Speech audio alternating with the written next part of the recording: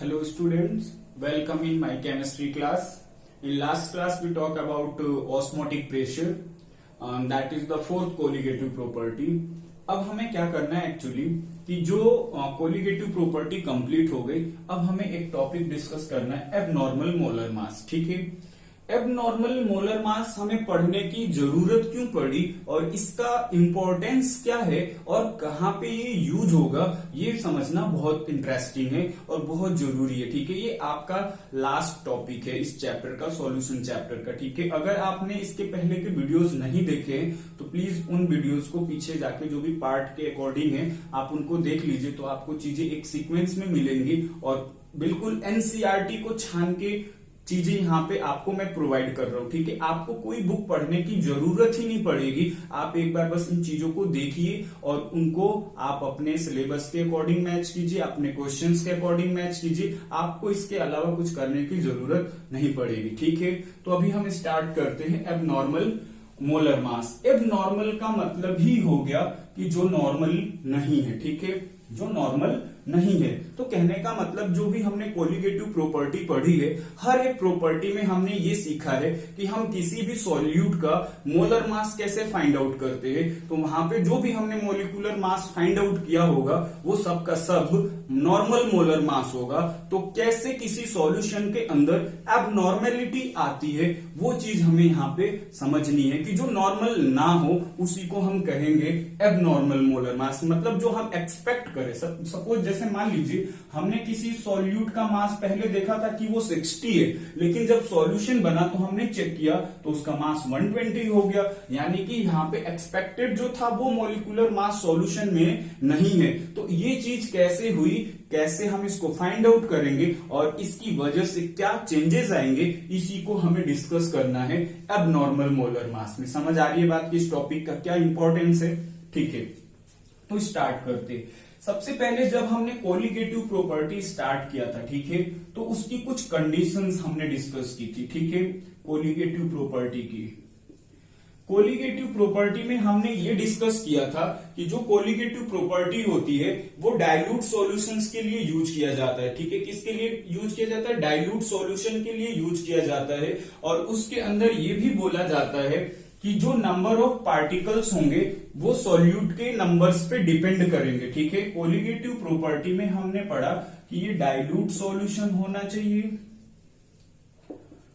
फिर ये आपका क्या होना चाहिए, डाइल्यूट हो गया, number of particles, number of solute particles पे डिपेंड करता है, नंबर ऑफ सॉल्यूट पार्टिकल्स पे डिपेंड करता है। और एक मोस्ट इंटरेस्टिंग जो पॉइंट था वो ये था कि सॉल्यूट का ना तो एसोसिएशन होना चाहिए और ना ही डिसोसिएशन होना चाहिए। सॉल्यूट डज नॉट एसोसिएट और डिसोसिएट, एसोसिएट और डिसोसिएट। ठीक, ये चीज आपको ध्यान रखनी है कि ये तीन चीजें हमने कोलिगेटिव प्रॉपर्टी की कंडीशन के लिए पढ़ा था। ठीक है, अब क्या होता है कि सपोज मान लीजिए कोई सॉल्यूशन है वो डाइल्यूट के बजाय कॉन्सेंट्रेट हो जाए, या जो नंबर ऑफ पार्टिकल्स है वो इंक्रीज हो जाए, या फिर उसके अंदर ये जब चीज होगी इंक्रीज या डिक्रीज होगा, नंबर ऑफ सॉल्यूट पार्टिकल्स जो सॉल्यूशन के अंदर प्रेजेंट है, अगर उसकी क्वांटिटी इंक्रीज या डिक्रीज होती है तो वो ऑब्वियस सी बात है कि उसके अंदर या तो एसोसिएशन होगा या तो डिसोसिएशन होगा। ठीक है, दो ही चीजें हैं, अगर दो पार्टिकल्स आपस में जुड़ जाएंगे तो नंबर ऑफ पार्टिकल्स कम हो जाएंगे, अगर एक पार्टिकल दो पार्टिकल में टूट जाएगा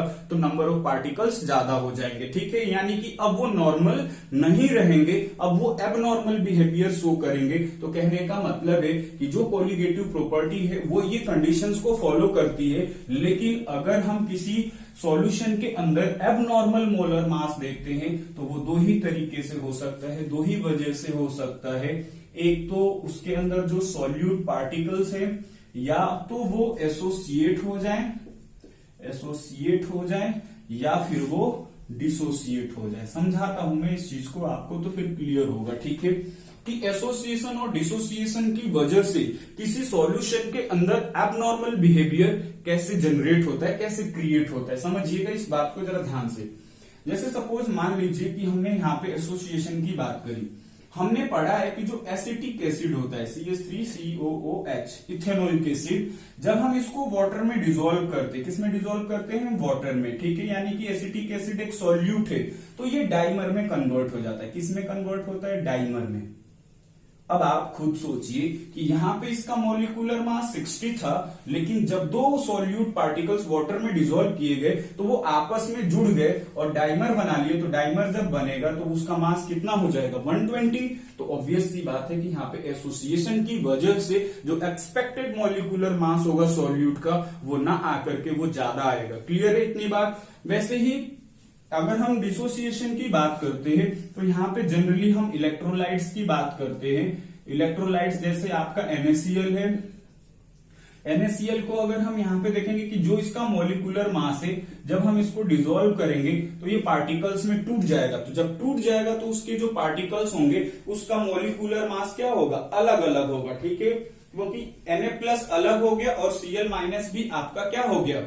अलग हो गया, ठीक। तो इस कॉन्सेप्ट के बेसिस पे हम देखते हैं कि जो एसोसिएशन है और डिसोसिएशन है, इन्हीं की वजह से सॉल्यूशन के अंदर एबनॉर्मल बिहेवियर क्या होता है? जनरेट होता है, ठीक है। तो फिर हम देखते हैं कि किस तरीके से यहाँ पे हम इन चीजों को कैलकुलेट करेंगे। जो भी एबनॉर्मेलिटी उस सॉल्यूशन के अंदर आएगी उसको हम कैसे फाइंड आउट करेंगे, ठीक है। तो हम यहाँ पे पहले तो देखते हैं कि जो नॉर्मल कोलिगेटिव प्रॉपर्टी होती है, नॉर्मल कोलिगेटिव प्रॉपर्टी और जो एबनॉर्मल कोलिगेटिव प्रॉपर्टी है, दोनों डायरेक्टली प्रोपोर्शनल होते हैं नंबर ऑफ सॉल्यूट पार्टिकल्स पे। किस पे? नंबर ऑफ सॉल्यूट पार्टिकल्स पे। ये ध्यान रखना है आपको, नंबर ऑफ सॉल्यूट पार्टिकल्स पे ही डिपेंड करते हैं। अब ये जो भी चेंजेस आएंगे, चाहे वो एसोसिएशन के थ्रू आए हों या डिसोसिएशन के थ्रू आए हों, इनको हम किस तरीके से फाइंड आउट करेंगे और किस तरीके से हम इनको समझेंगे, इसी चीज को अभी हमें क्या करना है? एक्सप्लेन करना है, ठीक है। तो चलिए देखते हैं कैसे होगा।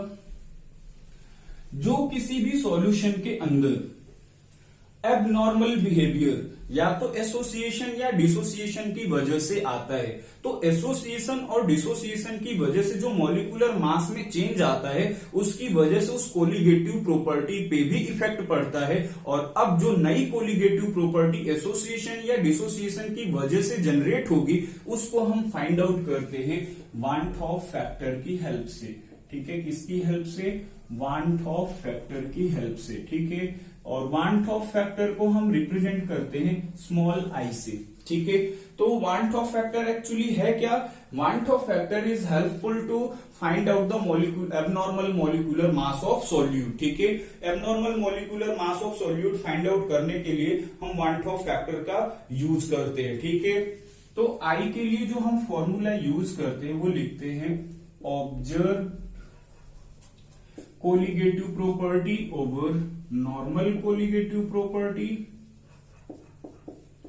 या फिर हम I इक्वल्स टू लिखते हैं नॉर्मल मॉलिक्यूलर मास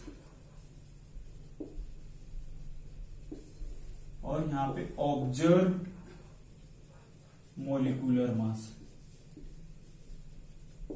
ये आपके फॉर्मूले हो जाते। और भी एक फॉर्मूला मैं आपको बताता हूं, पहले इनको ध्यान दीजिए कि जो वांट ऑफ फैक्टर है observe colligative property divided by normal colligative, जो नॉर्मल कोलिगेटिव प्रॉपर्टी होगी और जो ऑब्जर्व जो हम खुद फाइंड आउट करेंगे उसका जो फ्रैक्शन होगा वो वांट ऑफ फैक्टर के बराबर होगा। अगर मॉलिक्यूलर मास है तो नॉर्मल जो मॉलिक्यूलर मास होगा और जो ऑब्जर्व जो हम कैलकुलेट करेंगे उसका जो फ्रैक्शन होगा वो वांट ऑफ फैक्टर के इक्वल होगा, ठीक है। एबनॉर्मल मोलर मास हम यहाँ पे लिख सकते हैं, ठीक है। एक्चुअली जो ऑब्जर्व होगा वो क्या होगा? एबनॉर्मल होगा, ठीक है। जो नॉर्मल नहीं होगा वो एबनॉर्मल, तो यहाँ पे हम लिख सकते हैं। फिर हम लिखते हैं एक बहुत ही important formula van't Hoff factor के लिए, I equals to number of solute particles after association और dissociation over number of solute particles before association और डिसोसिएशन। ठीक है, तो ये एक फॉर्मूला हो गया आपका, जिसकी हेल्प से आप वांट ऑफ फैक्टर क्या कर सकते हैं, फाइंड आउट कर सकते हैं। तो चलिए देखते हैं कैसे फाइंड आउट करेंगे वांट ऑफ फैक्टर। ठीक, सबसे पहले हम एसोसिएशन के लिए सीखते हैं। एसोसिएशन के लिए हम सीखते हैं एसोसिएशन। ठीक है, वांट ऑफ फैक्टर। एक चीज और आपको बता देता हूं मैं, एक पॉइंट आप ध्यान रखेंगे कि जो आपका आई की वैल्यू होगी उसी पे डिपेंड करेगा आपका कि जो आई है उसमें एसोसिएशन और डिसोसिएशन हो रहा है या नहीं हो रहा है। ठीक है, जब आई आपका ग्रेटर देन 1 होगा, आई इज ग्रेटर देन 1, तो वहां पे हम लिखेंगे डिसोसिएशन। क्या लिखेंगे, डिसोसिएशन। ठीक है, और आई इज लेस देन 1 तो हम लिखेंगे एसोसिएशन, और जब आई इज इक्वल्स टू 1 होगा तो हम कहेंगे कि सॉल्यूशन के अंदर कोई भी एसोसिएशन और डिसोसिएशन नहीं हो रहा है। समझ में आ रही बात? जब आप आई की वैल्यू फाइंड आउट करेंगे तो उस आई की वैल्यू से पता चलेगा कि वहां पे एसोसिएशन या डिसोसिएशन हो रहा है या नहीं हो रहा है। ठीक है, इस चीज को पॉइंट कर लीजिएगा, नोट कर लीजिएगा। ठीक है, अब हम देखेंगे relation between want Hoff factor and degree of dissociation या डिग्री ऑफ आयोनाइजेशन। अल्फा को हम क्या बोलते हैं, डिग्री ऑफ डिसोसिएशन या डिग्री ऑफ आयोनाइजेशन। ठीक है, अब चलिए जरा पहले अल्फा का मतलब यहाँ पे डिस्कस कर लेते हैं। अल्फा का सिंपल सा मतलब होता है, ठीक है, अल्फा का यहाँ पे मतलब ये है एक्चुअली कि अगर हमने कोई भी इलेक्ट्रोलाइट लिया है, ठीक है, तो उसके इलेक्ट्रोलाइट्स के जो पार्ट्स होते हैं ये एक फ्रैक्शन को रिप्रेजेंट करता है। अल्फा जब आपने 11th क्लास में पढ़ा होगा केमिकल इक्विलिब्रियम, तो वहां पे भी अल्फा का यूज किया गया होगा। ठीक है, तो यहां पे एक्चुअली क्या होता है, number of particles of electrolyte dissociate और एसोसिएट। ठीक है, और नीचे हम लेते हैं total number of particles of electrolyte dissociate और एसोसिएट। कितने नंबर ऑफ पार्टिकल्स का एसोसिएशन या डिसोसिएशन हुआ है, और total number of particles taken. Total number of particles taken, हमने कितने पार्टिकल्स लिए हैं और कितने उसमें से ब्रेक डाउन हुए हैं, उसी का जो फ्रैक्शन होता है वो अल्फा होता है। ठीक है, तो इसी अल्फा और वांट ऑफ फैक्टर में हमें क्या करना है, एक रिलेशन फाइंड आउट करना है। ठीक है, तो चलिए समझते हैं कैसे रिलेशन को फाइंड आउट करेंगे। ठीक है, हम पहले क्या करते हैं, पहले मैंने बता भी दिया आपको एसोसिएशन और डिसोसिएशन की वजह से अब नॉर्मेलिटी आती है, तो हम पहले एसोसिएशन से स्टार्ट करते हैं और फिर एसोसिएशन में हम देखेंगे कि आई और अल्फा में क्या रिलेशन होगा। ठीक है, तो जैसे हमने एक इलेक्ट्रोलाइट लिया, उसके n टाइम्स लिए और वो आपका कन्वर्ट हो गया an में। ठीक है, ये आपका प्रोडक्ट है और ये आपका रिएक्टेंट है। n टाइम्स रिएक्टेंट्स थे और वो आपस में कंबाइंड होके an के फॉर्म में कन्वर्ट हो गए। ठीक है, आप चाहें तो इसको ऐसे भी लिख सकते हैं, ठीक, समझने के लिए। अब होता क्या एक्चुअली कि इसमें हम अल्फा और आई में रिलेशन कैसे फाइंड आउट करेंगे, समझिएगा मेरी बात को जरा ध्यान से।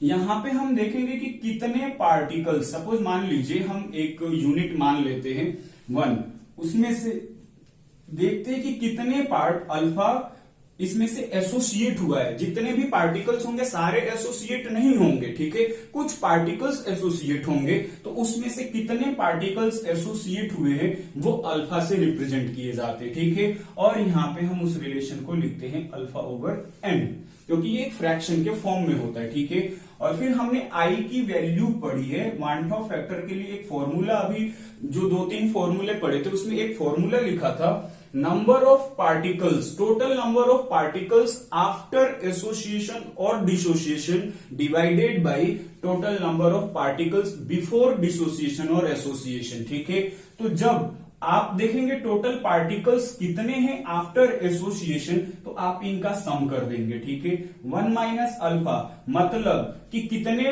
पार्टिकल्स एसोसिएट हो गए और बचे कितने, तो बचे हुए ये हो गए प्लस ये आपके वो पार्टिकल्स है जो एसोसिएट हुए हैं, ठीक है। तो total number of particles after dissociation और एसोसिएशन डिवाइडेड ओवर 1, हमने 1 माना था, ठीक है। तो हमने एक ये रिलेशन फाइंड आउट किया कि ये एक रिलेशन हमें मिला। अब इसी को थोड़ा सा हमें यहाँ पे सिंप्लीफाई करना है, ठीक है। ये जो रिलेशन है, इस 1 का कोई इंपॉर्टेंस नहीं है, तो हम इसको इस तरीके से लिखते हैं i माइनस 1, ठीक है। और यहां पे जरा ध्यान दीजिएगा, alpha over n minus alpha, ठीक है। हमें अल्फा और i में रिलेशन फाइंड आउट करना है, ठीक है। तो फिर हम क्या करेंगे, यहां पे जो आपका i माइनस 1, यहां से हम अल्फा कॉमन कर लेते, अल्फा कॉमन हो गया 1 ओवर n माइनस 1, ठीक है।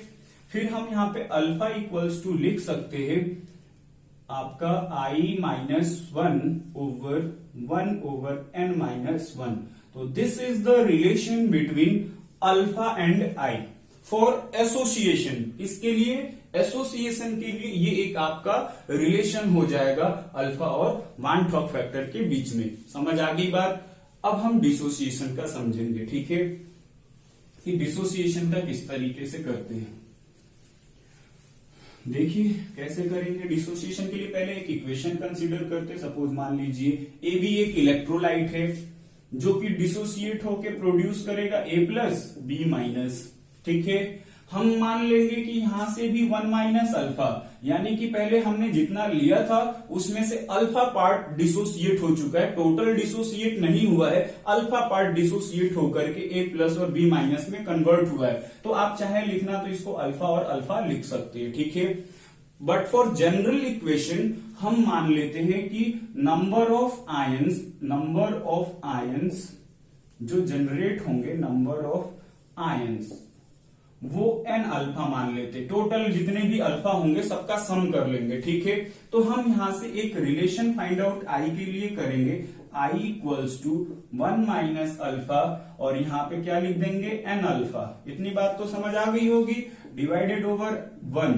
तो 1 का कोई मतलब नहीं है, फिर वैसे ही देखते हैं, i minus 1 equals to n alpha minus alpha. लिख सकते नहीं लिख सकते, i minus 1 n alpha minus 1 alpha, ठीक है। तो i minus 1 equals to alpha common n minus 1, ठीक है। तो अल्फा इक्वल्स टू क्या होगा, i minus 1 over n minus 1, ठीक है। तो that is the relation for dissociation. Is it clear. ये डिसोसिएशन के लिए रिलेशन हो जाएगा, और इसके पहले जो हमने करा वो रिलेशन किसके लिए हो जाएगा, एसोसिएशन के लिए हो जाएगा। इतनी बात क्लियर है। अब मैं कुछ एग्जांपल्स कराता हूं इसके, ठीक है। ध्यान से देखिएगा कि किस तरीके से हम one top factor find out करते हैं। जो स्ट्रॉन्ग इलेक्ट्रोलाइट्स होते, फॉर स्ट्रॉन्ग इलेक्ट्रोलाइट, बाकी के लिए तो आपको अल्फा और आई में रिलेशन फाइंड आउट करना है। फॉर स्ट्रॉन्ग इलेक्ट्रोलाइट, जो कि ये बहुत इंपॉर्टेंट है, क्वेश्चन इसमें बहुत बार पूछे जाते हैं, ठीक है। मोस्ट इंपॉर्टेंट आप मान लीजिए इसको, ठीक है। तो होता क्या है, स्ट्रॉन्ग इलेक्ट्रोलाइट्स में हम देखते हैं कि वो 100% आयोनाइज होते हैं। कहने का मतलब कि अगर मान लीजिए हमने यहां पे लिया K2SO4, ठीक, ये एक स्ट्रॉन्ग इलेक्ट्रोलाइट है, तो कहने का मतलब ये स्ट्रॉन्ग तभी होगा जब 100% डिसोसिएशन होगा, ऑलमोस्ट, ठीक है। तो 100% डिसोसिएशन होता है तो हम कहते हैं, पहले लिख लेते हैं 2K प्लस और सल्फेट माइनस 2, ये रिएक्शन हो जाएगी, ठीक है। तो जब हम यहां पे लिखेंगे 1 माइनस अल्फा, अल्फा 2 अल्फा हो जाएगा, कोफिशिएंट इसका 2 है, और यहां पे अल्फा, ठीक है। तो जो स्ट्रॉन्ग इलेक्ट्रोलाइट्स होते हैं उनके लिए जो अल्फा की वैल्यू ली जाती है वो 1 ली जाती है, क्योंकि मान लिया जाता है कि वो 100% डिसोसिएट हो रहे हैं। तो इस वजह से वहां पे डिग्री ऑफ आयोनाइजेशन क्या होगा, 100%, तो हम मान लेंगे कि वो 1 होगा, ठीक है। अब क्या है, आई की वैल्यू फाइंड आउट करनी है, ठीक है। आई की वैल्यू फाइंड आउट करनी है, इसके लिए K2SO4 के लिए तो हम लिखेंगे 1 minus alpha plus 2 alpha plus alpha divided over 1। इस अल्फा से पास मिला 1 प्लस 2 अल्फा, ठीक है। क्या बचा, 1 प्लस 2 अल्फा, और अल्फा की वैल्यू कितनी, 1, तो हम बोल देंगे कि आई की value 3। For this electrolyte i equals to 3। आप देखिए एक चीज और ध्यान रखना है आपको कि अगर मान लीजिए आप इतनी चीज नहीं करना चाहते हो और आपको पता चल जा रहा है देखने से कि ये एक स्ट्रॉन्ग इलेक्ट्रोलाइट है, तो आप कुछ मत करिए, आप बस यहाँ पे देखिए कि कितने आयंस प्रोड्यूस हो रहे। तो पोटेशियम के 2 आयंस है और सोडियम सल्फेट के कितने हैं 1, दोनों का सम कर दीजिए, कितने होंगे 3, वही उसके वान टॉप फैक्टर की वैल्यू हो जाएगी। समझ आ गई बात। जैसे एक एग्जांपल और कराता हूं मैं इसमें, जैसे मान लीजिए आपका है K4, ये पूछा भी गया है, कई सारे कॉम्पिटिटिव एग्जाम्स में भी पूछा गया है, ठीक है, तो ध्यान दीजिएगा इसको, 4K प्लस FeCN6 -4, ठीक है, ये एक रिएक्शन है, ठीक है, रिएक्शन थोड़ा सा अभी आपको नहीं लर्न होगा बट मैं लिख दिया हूं, आप समझिएगा इससे। मैंने बोला कि सपोज ये एक स्ट्रॉन्ग इलेक्ट्रोलाइट है, ठीक है, स्ट्रॉन्ग इलेक्ट्रोलाइट है, तो यहीं से हम बता सकते हैं कि आई की वैल्यू कितनी 5, क्योंकि 4 आयंस पोटेशियम के और 1 आयन इस पूरे के, तो कितने हो गए 5। कैसे पता चला, 1 माइनस अल्फा, यहां से हम लिखेंगे 4 अल्फा और ये अल्फा, फिर वही equation 1 minus alpha plus 4 alpha plus alpha over 1 i equals to, alpha से ये alpha cancel, i equals to आपका क्या मिलेगा 1 प्लस 4 अल्फा, अल्फा की वैल्यू 1, 4 प्लस 1 5। तो ऐसे भी आप कर सकते हैं, ठीक है, और ऐसे ही आपको करना है। अगर स्ट्रॉन्ग इलेक्ट्रोलाइट से तो उनकी आई की वैल्यू इस तरीके से आपको फाइंड आउट करनी पड़ेगी, ठीक है। जैसे कैल्शियम क्लोराइड है, ठीक है, CaCl2, तो आप लिखेंगे Ca+2 और 2Cl माइनस, ठीक, अल्फा अल्फा 2। अब यहां से अगर आपको बताना है कि स्ट्रॉन्ग इलेक्ट्रोलाइट है तो 1 और 2 कितना हो जाएगा 3, और जब आप कैलकुलेट भी करेंगे तब भी कितना आएगा 3 ही आएगा। 1 minus alpha plus 2 alpha divided by 1 i equals two plus alpha cancel 1 plus 2 alpha, alpha की वैल्यू 1 यानी कि आई इक्वल्स टू 3। समझ आ गई बात। तो आप इस तरीके से समझ सकते हैं, ठीक है। इसके बाद जब आपको वान टॉप फैक्टर की वैल्यू पता चल गई, आई की वैल्यू पता चल गई, तो जो कोलिगेटिव प्रॉपर्टी होगी उसमें मॉलिक्यूलर मास पे क्या इफेक्ट पड़ेगा उसको हमें समझना है। तो जितने आपके फॉर्मूले होते हैं P0A minus PS over P0A equals to chi B, तो वान टॉप फैक्टर जब पता चलेगा कि यूज करना है तो हम इसमें यूज करेंगे यहाँ पे वान टॉप फैक्टर, ठीक। Elevation in boiling point del TB equals to KB into molality, कहां पे यूज करेंगे वान टॉप फैक्टर I, ठीक है, यहाँ पे same del TF IKF into M, osmotic pressure pi equals to ICRT। अब देखिए आपके सारे जो फॉर्मूले थे जब हमने वान टॉप फैक्टर यूज किया तो वो सारे चेंज हो गए। कैसे चेंज होंगे ये भी समझाता हूं मैं। जैसे मान लीजिए मैंने आपको एक इलेक्ट्रोलाइट दिया NH2CONH2 यूरिया, ये एक नॉन इलेक्ट्रोलाइट है, या ग्लूकोज ले लीजिए, और एक इलेक्ट्रोलाइट लिया NaCl, ठीक। अब जब ये सॉल्यूशन में बनेंगे तो सॉल्यूशन में बनने के बाद इन पे क्या इफेक्ट पड़ेगा, जो NH2CONH2 है नॉन इलेक्ट्रोलाइट है, ये टूटेगा ही नहीं, तो पहले भी जो आई की वैल्यू थी वो उतनी ही रहेगी और आफ्टर डिसोसिएशन उतना ही रहेगा, ठीक है, पार्टिकल्स उसके उतने ही रहेंगे, तो दोनों टाइम पे आई की वैल्यू सेम रहेगी, 1 ही रहेगी। लेकिन अगर NaCl है, जब हम इसको सॉल्वेंट में मिक्स करेंगे ये टूट जाएगा, तो आई की वैल्यू कितनी आएगी 2 आएगी, क्योंकि स्ट्रॉन्ग इलेक्ट्रोलाइट है, ठीक है। अब दोनों में क्या रिलेशन होगा आप समझिए इस बात को, कि अगर मैंने पूछ लिया कि इसमें से किसका जो एलिवेशन इन बॉइलिंग पॉइंट है वो ज्यादा होगा, तो आप कहेंगे कि इसी का ज्यादा होगा, 2 टाइम्स ज्यादा होगा, क्योंकि आई की वैल्यू यहाँ पे क्या रखी जाएगी 2, और इसके लिए क्या रखी जाएगी 1, तो 1 और 2 टाइम्स ये होगा और 1 टाइम्स ये होगा, तो यानी कि अब आप वान टॉप फैक्टर चेक करके बता सकते हैं। इसी तरीके से अगर डिप्रेशन इन फ्रीजिंग पॉइंट में तो आई को कंपेयर करेंगे, आई इक्वल्स टू 2 और आई इक्वल्स टू 1, तो फिर उनके according depression in freezing point भी होगा। समझ आ रही है बात। तो इन फॉर्मूले को यूज करके आप न्यूमेरिकल, सबसे ज्यादा जरूरी है इस पे न्यूमेरिकल इन्हीं पे बेस्ड होते हैं, चाहे वो कॉम्पिटिटिव एग्जाम हो या फिर आपका बोर्ड एग्जाम हो। क्लियर है इतनी बात। तो ये था आपका लास्ट टॉपिक और अब आपका सॉल्यूशन चैप्टर खत्म हो गया, ठीक है।